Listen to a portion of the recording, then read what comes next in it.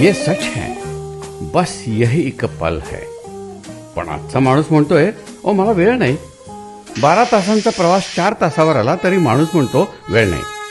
12 माणसांचं कुटुंब 2 माणसांच्यावर आलं तरी माणूस म्हणतो अहो मला वेळ नाही.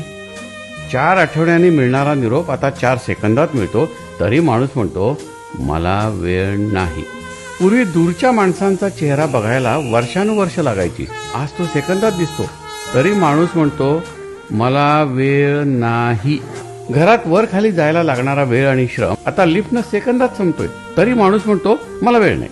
बँकेच्या रांगेत तासनतास थांबणारा माणूस आता मोबाईलवर काही सेकंदात इंटरनेट आणि QR कोडनं व्यवहार करतो तरी माणूस म्हणतो अजिबात वेळ नाही.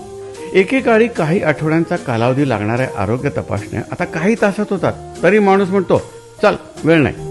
AI 10 तासांचं प्रेझेंटेशन 5 मिनिटात तयार करते तरी माणूस म्हणतो नाही मला वेळ नाही. एकेकाळी संपूर्ण शरीराचं आरोग्य बघणाऱ्या फॅमिली डॉक्टरच्या ऐवजी आता प्रत्येक अवयवासाठी स्पेशालिस्ट डॉक्टर आला तरी त्याला पेशंटशी बोलायला वेळ नाही. स्कूटर चालवताना एका हातात हँडल दुसऱ्या हातात मोबाईल, कारण थांबून बोलायला वेळच नाही.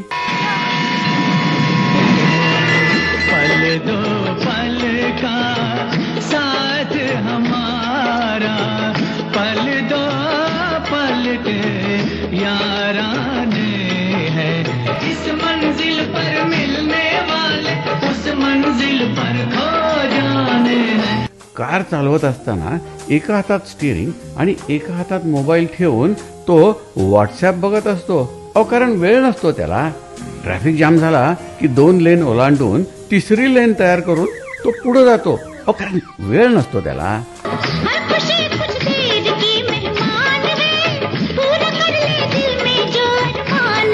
एकटा असला की तो निवांतच असतो, पण 4 माणसात बसला की तो अस्वस्थपणानं मोबाईल मध्ये बोट घालत बसतो. कारण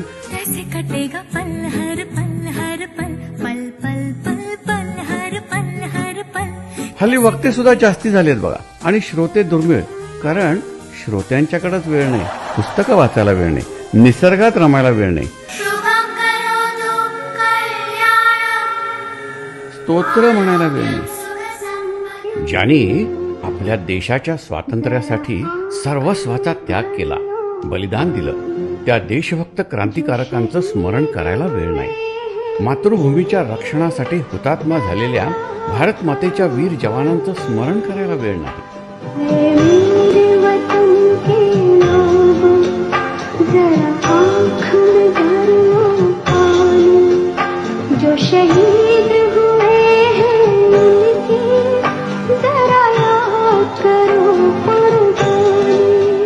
मैत्रीमध्ये मंदी आली आहे, नात्यामध्ये मंदी आली आहे. आल्या गेल्याचं स्वागत करायला वेळ नाही.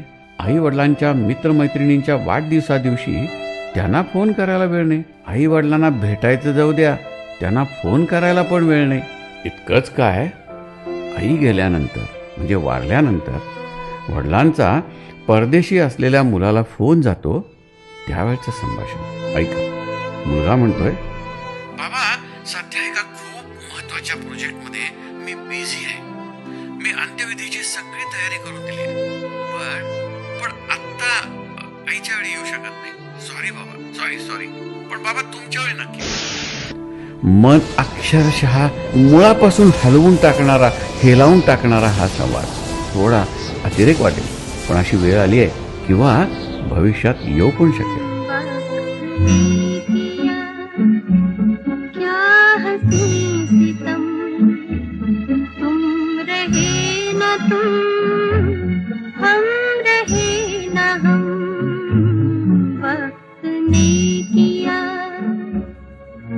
So the list is endless.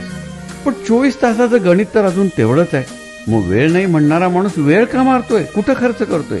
अहो एक साधा प्रश्न, आपलं हृदय म्हणतं का की मला वेळ नाही, त्यामुळं मी टिकटिक करणार नाही. थांबलं तर काय होईल बघा.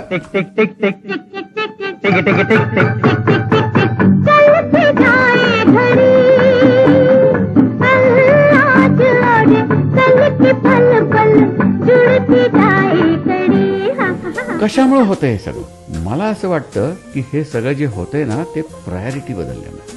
आपण ज्याला प्रायोरिटी देतो, म्हणजे मराठीमध्ये प्राधान्य, प्राथमिकता देतो, त्यासाठी आपण वेळ आपणहूनच काढतो.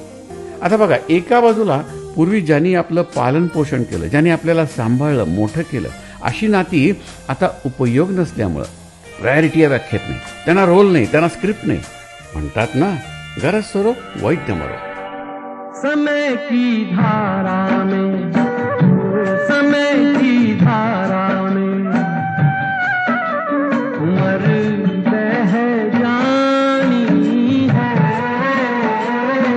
जो घड़ी जी लेंगे, जो घड़ी जी लेंगे वही रह जानी. आणि दुसऱ्या बाजूला पूर्वी खूप उशिरा मिळणाऱ्या गोष्टी आता मुलांना 7व्या-8व्या वर्षीच मिळत आहेत. विशेष करून मोहाची आणि आकर्षणाची साधनं अमर्याद आणि सहज अवेलेबल झाली आहेत. त्यामुळं नात्यांकडची प्रायोरिटी जाऊन किंवा शिफ्ट होऊन किंवा ती कमी होऊन ती आता या साधनांकडे वळली.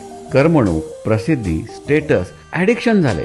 आता विकेंडसाठी वेळ आहे, सेल्फीसाठी वेळ आहे, स्टेटसवर फोटो टाकायला वेळ आहे, IPL साठी वेळ आहे, नेटफ्लिक्ससाठी वेळ आहे, रील्ससाठी पण वेळ आहे, व्हिडिओ गेम्स खेळून मान आणि डोळे बिघडवायला वेळ आहे, TV चॅनल्स सर्फिंग करून फिरवायला वेळ आहे, व्हॉट्सअपसाठी तर वेळच वेळ आहे. म्हणजे थोडक्यात काय तर स्क्रीन टाईमसाठी वेळ आहे आणि नात्याला मात्र वेळ नाहीये. आणि बघा, नवीन पिढीला का दोष द्यायचा, जुनी पिढी पण थोडीफार तशीच झाली आहे. मान्य आहे ना. पण मग होतं काय की इकडं वेळ घालवता घालवता एक दिवस वेळच निघून जाते. शेवटच्या क्षणी कळतं वेळ होता, पण आपणच वेळ नाही असं म्हणत जगायला विसरलो होतो. पण लक्षात ठेवा, वेळ नाही हे सत्य नाही, ती फक्त एक सवय झाली आहे आणि ती बदलायलाच हवी. कोण जाणे आपला प्रवास हा कुठपर्यंत येतो. प्रत्येकाचं स्टेशन वेगळं आहे, ते येणारच आहे, ते आलं की उतरावंच लागणार. म्हणून जोपर्यंत प्रवास आपला चालू आहे त्या प्रवासात मनातल्या सगळ्या तक्रारींना काढून टाकू. माहित नाही परत आपण कधी, कुठं आणि कसं भेटू. आता बघा, ह्यावर एक गमतीशीर उपाय बघा पडतोय का. Power cuts are the only time that the whole family comes together and members speak to each other, as Wi-Fi also remains off. So, connecting people by disconnecting power and Wi-Fi. विजेचा लपंडाव सुरू झाला ना की नात्यांची शोधाशोध सुरू होते. जीवन के दिन छोटे सही, हम भी बड़े दिल वाले, कल की हमें फुर्सत कहाँ,